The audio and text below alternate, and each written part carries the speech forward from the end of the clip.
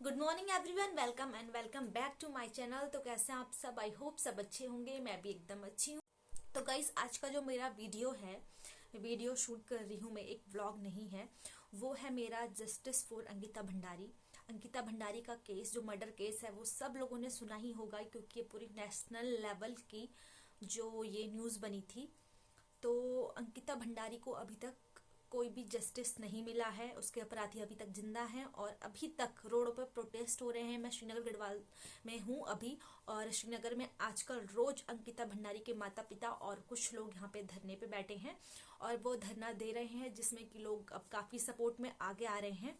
अंकिता भंडारी का जो मर्डर हुआ था वो 18 सितंबर 2022 में हुआ था और अभी तक उसके अपराधियों को सजा नहीं मिली। अंकिता भंडारी जो थी वो हमारे पौड़ी गढ़वाल की बेटी थी। उत्तराखंड स्टेट में पौड़ी गढ़वाल जो आता है, वहाँ की बेटी थी और वो वनंतरा रिजॉर्ट, जो कि ऋषिकेश के पास है, वहाँ पर काम करती थी एज अ रिसेप्शनिस्ट की पोस्ट पर वो वहाँ पे काम कर रही थी और वहीं पर उसका मर्डर हुआ है, जो कि पुलकित आर्य के द्वारा हुआ है। और जो अपराधी पुलकित आर्य है वो विनोद आर्य, जो कि बीजेपी के नेता हैं, उनका बेटा है। और जो पुलकित आर्य के साथ दो नाम और आते हैं, वो है एक सौरभ भास्कर और एक अंकित गुप्ता। ये दो लड़के भी उसके साथ उस दिन मौजूद थे जिस दिन घटना हुई थी। इन लोगों ने उस मासूम लड़की का मर्डर करके उसको जान से मार दिया और ऐसे प्रिटेंड करा जैसे कि इन्होंने कुछ करा ही नहीं है। फिर भी ये पकड़े गए और अभी तक ये जेल में है, और जेल में तो है बट अभी तक इनको सजा नहीं मिली है। अंकिता के माता पिता ने और सभी ने मांग उठाई थी कि इन आरोपियों को फांसी की सजा दी जाए, और अभी तक ये लोग जेल में है बट इनको अभी कोई फांसी की सजा नहीं मिली है, जो कि उन्हें अभी तक मिल जानी चाहिए थी। वो बेचारी लड़की जो कि आज इस दुनिया में नहीं है, उसके माता पिता हर दिन डिप्रेशन से, स्ट्रेस से परेशान हैं। उन लोगों की तरफ कोई भी सरकार नहीं देख रही है। सरकार के द्वारा इन सब लोगों के उसके माता पिता के पास बहुत सारे वादे किए गए थे कि आपकी बेटी को हम न्याय दिलाएंगे, आपकी बेटी के नाम पे हम उस रिजॉर्ट के जगह पे हम एक नर्सिंग कॉलेज खोलेंगे, तुम्हारे घर की स्थिति को सुधार दिया जाएगा। पर सरकार की तरफ से अभी उनके वादों पर कोई भी कदम नहीं उठाया गया है। वो सिर्फ उनकी बेटी नहीं बल्कि पूरे उत्तराखंड की बेटी थी। उसको वाकई में न्याय मिलना चाहिए और जल्द से जल्द उसके आरोपियों को सजा मिलनी चाहिए। तो आजकल श्रीनगर में रोज धरना प्रदर्शन हो रहा है। उसके माता पिता या हमारे युवा साथी, बहुत सारे लोग धरने पर हैं और सभी को आगे आने के लिए हम लोग इसमें चाहते हैं कि सब लोग आगे आएं और ऐसी जो घटनाएं हमारी बेटियों के साथ होती है, हम लड़कियों के साथ होती है, सब रोक दिया जाए। तो आज के दिन पर हमने श्रीनगर में एक रैली का आयोजन किया है अंकिता भंडारी के लिए। तो यहाँ पर आज कुछ लोग अपना भाषण देंगे और आज थोड़ा सा रैली की जाएगी श्रीनगर में अंकिता भंडारी के लिए। तो मैं भी वहाँ पर जा रही हूँ, तो आप लोगों को मैं थोड़ा सा दिखाऊंगी वहाँ, और आप लोग भी अंकिता भंडारी की सपोर्ट में आगे आए प्लीज़। आपसे रिक्वेस्ट करते हैं हम लोग, और उसको जस्टिस दिलाने के लिए अपना अपना पूरा पूरा सहयोग दें।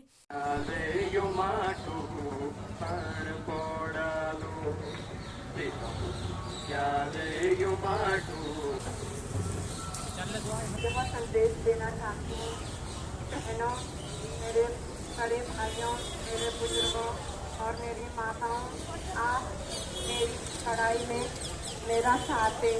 मैं बड़ी आस से और बड़ी सहारत से बैठी हूँ यहाँ धरने में, ये सोच के कि मेरी ये जनता मेरे इस लड़ाई में मेरा साथ दे और मेरी वो समस्त बेटियाँ जो पढ़ाई का सपना देखती है, नौकरी करने का सपना देखती है अपनी माँ के लिए, और वो इस डर के कारण नहीं कर पा रही है कि उसे लगता है कि जैसे मेरी बेटी अंकिता के साथ हुआ, अगर यही मेरे साथ होगा तो मैं कैसे नौकरी कर पाऊंगी, कैसे अपने पिता के लिए कुछ कर पाऊंगी।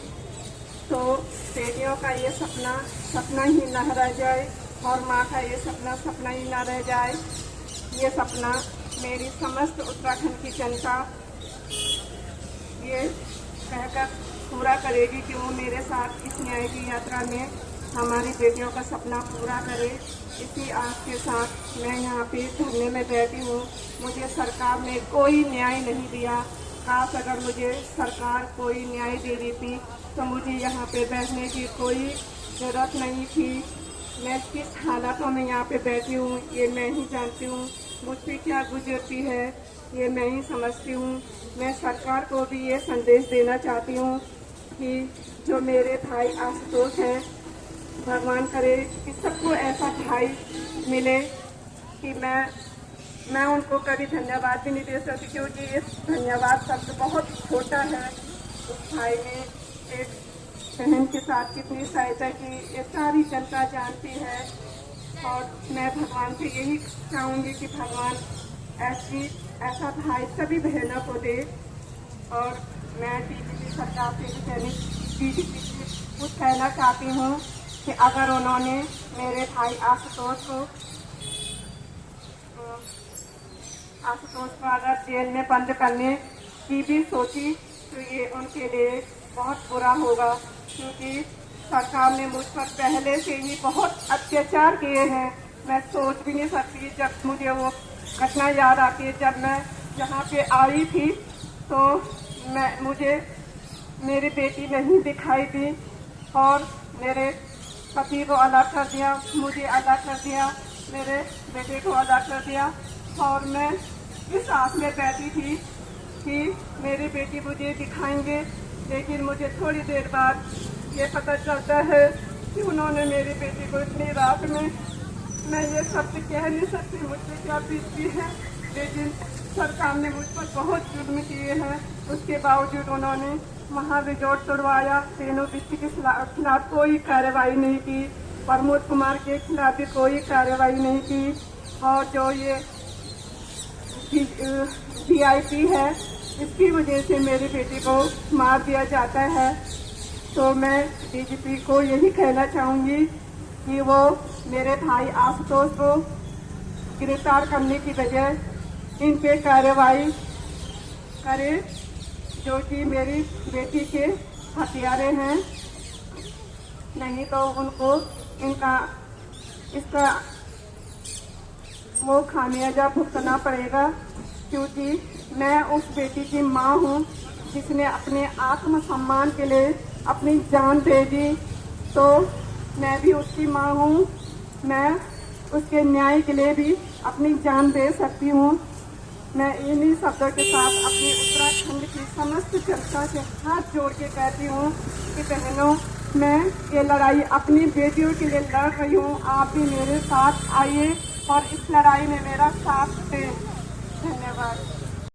तो दोस्तों, जैसे कि आपने देखा कि अंकिता की माता की सभी से अपील है कि हम लोग उनके साथ, उनकी इस लड़ाई में उनके साथ रहें और उनको सपोर्ट करें, और चाहे प्रत्यक्ष रूप से अप्रत्यक्ष रूप से सोशल मीडिया के माध्यम से या उनका साथ देखें, क्योंकि आजकल श्रीनगर में रोज धरना चल रहा है, वो धरने पे बैठे हैं वो लोग, और चाहे हम उसमें जाके जो अंकिता के लिए रैली हो रही है उनमें जाके जैसे भी हो हम उनका सपोर्ट करें। तो होपफुली एक ना एक दिन जस्टिस फॉर अंकिता जरूर कामयाब होगा, अंकिता को न्याय मिलेगा। और उस जैसी कई लड़कियां जो कि घर से बाहर काम करने के लिए जाती हैं या पढ़ाई के लिए जाती है और ऐसी चीज़ों का शिकार हो जाती है, तो इस चीज़ में भी हम आगे आने वाली जनरेशन को बचा सकते हैं इसका सहयोग करने से। तो ये सभी महिलाओं के सम्मान की लड़ाई है और हम इसको जरूर लड़ेंगे और एक ना एक दिन हम इसको जरूर जीतेंगे। तो गाइज, मेरी आप लोगों से एक रिक्वेस्ट है कि प्लीज़ आप लोग इस वीडियो को ज़्यादा से ज़्यादा शेयर करें लोगों के साथ, ताकि लोग भी इस मुद्दे को जानें और इसके बारे में जागरूक हों। और कमेंट में आप लोग जस्टिस फॉर अंकिता जरूर लिखें। और इसी के साथ मैं इस वीडियो को यहीं पर एंड कर रही हूँ। आई होप आपको आज का वीडियो अच्छा लगा होगा। अच्छा लगा है तो प्लीज़ लाइक कमेंट शेयर करना ना भूलें, और मिलती हूँ आप सबसे जल्दी एक नए वीडियो के साथ। तब तक के लिए बाय।